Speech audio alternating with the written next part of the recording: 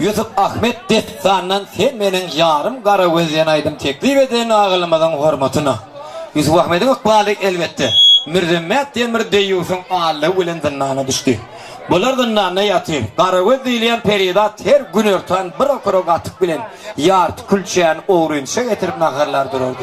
Yönük atık bilen külçe vaktinde sağadında sekundunda gelse de atşap avet bilen oğlunluğuna apı geçti. Emma bulun yanına babaga mır dip bir baba yatır. Bağılının günün kıyın geçen bilirdi. Gel şuranın bir günün hoş geçireyim. Şulun bir üniversitede bir yıl geçen yalır deyip yiğitler. Bu geleyen katık bilen külçebi düşün geleyen deyip fikir etme. Siz gelmeye kanıdım karavuz babını da getiriyet deydi. Hay Allah'ın ay baba can deyip Ahmet Can'ın kahar geldi. Yusuf Can aytı ertir günür tan bağırlap görürsü. Karavuz'un gelmeli bak Yusuf bir şu Ahmet bir yerine geçti. Karavuz önkisinin iyirak. Yürek göğün bir zat duyan yali. Katık bilen külçeyen koltuğu basıp yolda rovanı oldu. Derip terese bağvan yıkıcı orta arada asmana terede otur. Gelin mi Karavuz'um giyeceğim alıp sınırlı deyip vak babacan. İçmeye değirleri yaktın. Ahmet Can neyledin deyip ağlap gidiyor anla. Bek Ahmet Karavuz'um gitme. Siz gitseniz ne dik geçer halımız deyip bir söz deydi. Şeylelikte Karavuz diyen Türkmen halk aydımı ediydiğime yadigar alıp bugün Gonşan'ın begenen günü Gon'un günü giyin saçakları toya yadın günü siz suyun yanına ne mehvanlar.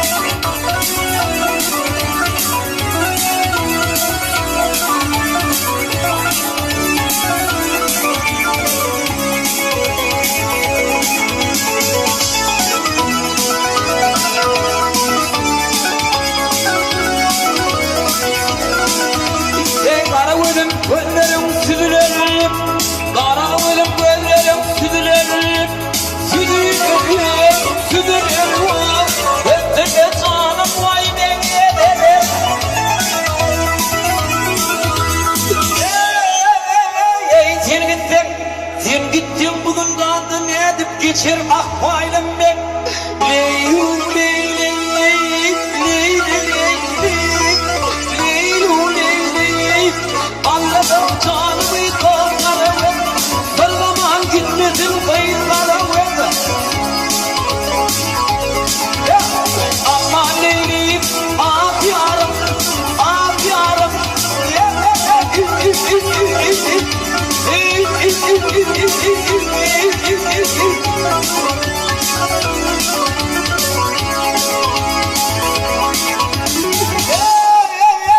Şirin canım, şirin canım. Altın dostlarım ol kıydım kara ödüm